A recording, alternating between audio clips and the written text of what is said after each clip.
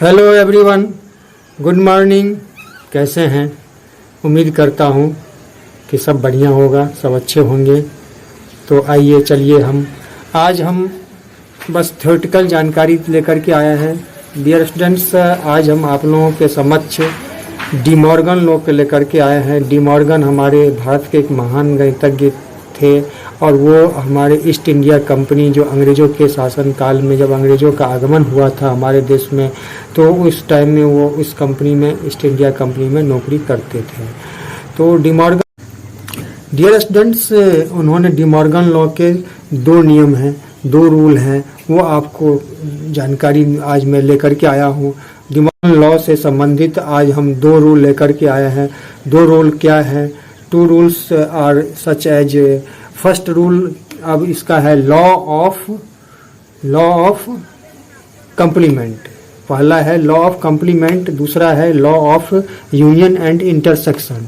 तो dear students, अब हमें जो है यहाँ पर आपको ये साबित करना है कि लॉ ऑफ यूनियन कंप्लीमेंट, तो कंप्लीमेंट आपको पता होगा, जो कि कंप्लीमेंट मीन्स ये होता है कि सपोज दैट एक सुपर सेट ले लिया हमने, A equal to X Y Z, Raju Mohan, कुछ भी ले सकते हैं।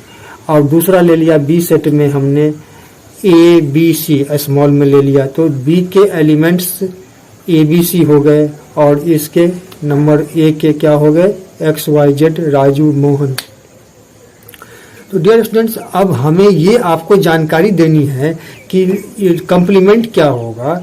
तो आप सपोज दैट हमें बी कंप्लीमेंट निकालना है, तो बी कंप्लीमेंट में तो कुछ है नहीं, यानी इसमें बी कंप्लीमेंट में ए बी सी है, स्मॉल ए स्मॉल बी स्मॉल सी है।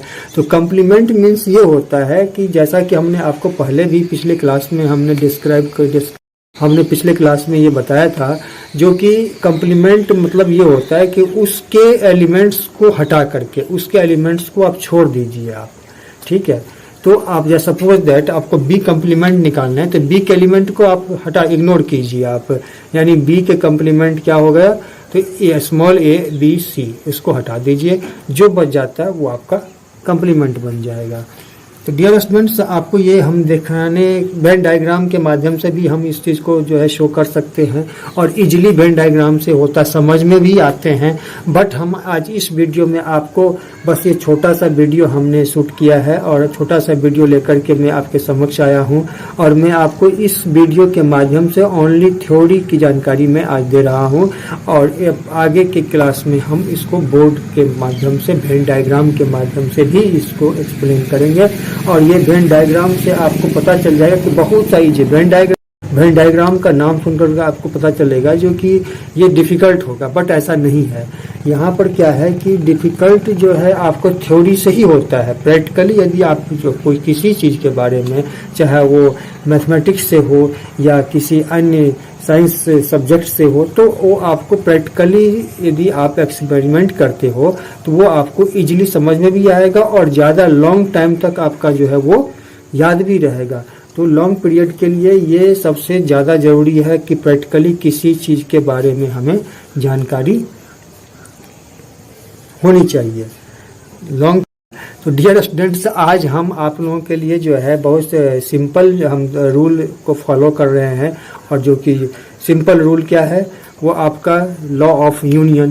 तो लॉ ऑफ यूनियन में क्या करेंगे कि सपोज दैट इसमें हमने ए बी सी माना था बी में, और ए में माना था एक्स वाई जेड।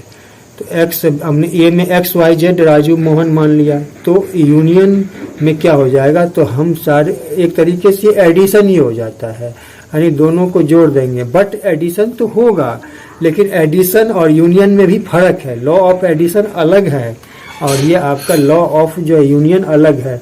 तो इसमें डिफरेंट क्या होता है कि डी मॉर्गन साहब ने ये बोला था, जो कि n number of elements A union B equal to n A plus n B minus n A intersection B. ये है, इन्होंने ये इस फार्मूला को दिया था, इन्होंने इस फार्मूला का निर्माण किया था, इस फार्मूला का जो है उन्होंने डिस्क्रिप्शन दिया था। बट आपको ये समझना पड़ेगा कि ये हाउ टू डू सॉल्व, ये व्हाट हैपेंड, यानी ये कैसे हुआ ये आपको समझना है। तो कैसे हुआ, तो NA में कितने मेंबर है, 5 है, 5 है, XYZA राजू मोहन, और इसमें क्या है कि स्मॉल a b c है B में एलिमेंट, तो इसमें 5 है, 3 है, 8 हो गए इसमें। बट इसमें उस मेंबर को नहीं लेना है, जो है इसमें आपको उस मेंबर को नहीं लेना है 2 बार। जो सपोज दैट आप एक और नया एग्जांपल ले लेते हैं, C का हमने मान लिया XABC मान लिया, तो XABC मान लिया, तो X तो दोनों में है, तो कॉमन जो होते हैं उसको हम एक बार ही लिखते हैं, कॉमन को हम एक बार लिखेंगे, X को 2 बार नहीं लिखना है। वही चीज़ जो डिमॉर्गन साहब ने बताया था कि डिमॉर्गन लॉ में जो -A इंटरसेक्शन B करते हैं वहीं पर जो है फ़र्क होता है law of union and law of addition. शायद आप लोगों को समझ में आते होंगे, बट मैं इसको वेन डायग्राम से भी एक्सप्लेन करूँगा, और इसमें आपको पता चल जाएगा NA + NB - A intersection B। तो आपको इसमें 5 सदस्य थे, इसमें 5 एलिमेंट्स थे, और इसमें क्या हो गए XABC यानी 4, यानी 5 4 9, 5 4 9 होनी चाहिए, बट इसमें हम 8 ही काउंट करेंगे। क्यों? क्योंकि X 2 बार हम इसको नहीं लिखने जा रहे हैं, एक ही बार लिखने जा रहे हैं, तो 8 हो गया। यहीं पर डिफरेंस होता है -A इंटरसेक्शन B, यानी A इंटरसेक्शन दोनों में कॉमन जो हट जाएगा, यहाँ पे एक एलिमेंट यहाँ पे हट जाएगा। तो आप आई होप आप लोगों को समझ में आ गया होगा कि लॉ ऑफ यूनियन क्या है। लॉ ऑफ इंटरसेक्शन, तो आपको यूनियन के साथ साथ हम इंटरसेक्शन की भी जानकारी दे दें कि लॉ ऑफ इंटरसेक्शन क्या है। कि लॉ ऑफ इंटरसेक्शन में आप dear students, law of intersection में हम आपको ये जानकारी दे दूं, जो कि लॉ ऑफ इंटरसेक्शन में आपको दोनों में से जो कॉमन आएगा वही आपका जो है वही आपका वो एलिमेंट्स लॉ ऑफ इंटरसेक्शन होगा। इंटरसेक्शन में उस एलिमेंट को हम रखेंगे जो दोनों, लॉ ऑफ इंटरसेक्शन में हम उसी एलिमेंट्स को रखेंगे जो दोनों में अवेलेबल हो, दोनों में कॉमन हो।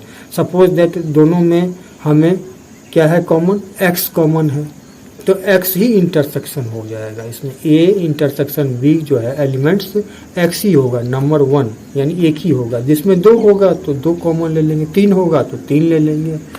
डियर स्टूडेंट्स, आई थिंक आप लोगों को समझ में आता होगा। तो आप लोगों को ये law of union, law of intersection समझ में आ गया होगा। अब हम आगे चलते हैं कि लॉ ऑफ एडिशन के बारे में। जितना मैं आज आप लोगों को क्लास में बता रहा हूँ वही चीज़ सेम जो है हम वेन डायग्राम के माध्यम से हम बोर्ड पर ही बताएंगे। तो आपको ये समझ में आ गया होगा जो कि आज हम क्यों बोर्ड पर नहीं बताने जा रहे हैं, क्योंकि आज मैं जहाँ पे हूँ मैं वहाँ पर वीडियो जो बना रहा हूँ तो यहाँ पर बोर्ड अवेलेबल अभी यहाँ पर है नहीं, इसीलिए मैंने सोचा जो कि कम से कम आपको थ्योरेटिकल जानकारी। तो हमने सोचा जो कि हम अभी कहीं दूसरे प्लेस पर आए हुए हैं और हम आप लोगों के कंटिन्यूटी के लिए हमने एक थ्योरेटिकल माध्यम से ही इस वीडियो को हम आज दे रहे हैं। थ्योरी के माध्यम से ही हम इस वीडियो को बना रहे हैं और यहाँ पे बोर्ड अवेलेबल नहीं है, इसीलिए हम आपको केवल थ्योरी के माध्यम से समझाने का प्रयास कर रहे हैं। तो ये यहाँ पे आप लोगों को समझ में आ गया होगा। डियर स्टूडेंट्स, आज हम इसके बारे में लॉ ऑफ एडिशन, तो लॉ ऑफ एडिशन क्या है कि इसमें हम इंटरसेक्शन को नहीं रखते हैं, इसमें हम सारे को ले लेते हैं। लॉ ऑफ एडिशन मीन्स क्या होता है कि सभी का योग, यानी सभी को हम मिला देंगे। तो यहाँ पर क्या है कि ना कोई कॉमन है ना कोई योग है, तो यहाँ पे नंबर ऑफ एडिशन में सारा काउंट हो जाएगा। 9 है तो 9 हो जाएगा, 8 है तो 8 हो जाएगा, यानी दोनों एलिमेंट्स जितने भी एक सेट के जितने एलिमेंट्स हैं और दूसरे सेट के जो एलिमेंट्स हैं दोनों को ऐड कर देंगे तो वो हमारा लॉ ऑफ एडिशन हो जाएगा। डियर स्टूडेंट्स, आई होप आप लोगों को तीनों बातें समझ में आ गए होंगे और उम्मीद करता हूँ कि आने वाले किसी भी कन्फ्यूजन में, किसी भी डाउट्स से, किसी प्रैक्टिकली या थ्योरेटिकल या किसी सवाल में आपको कोई डाउट्स होते हैं तो आप कमेंट सेक्शन में जा करके हमें कमेंट कीजिए, हम सारे कमेंट का जवाब देंगे। थैंक यू, नमस्कार।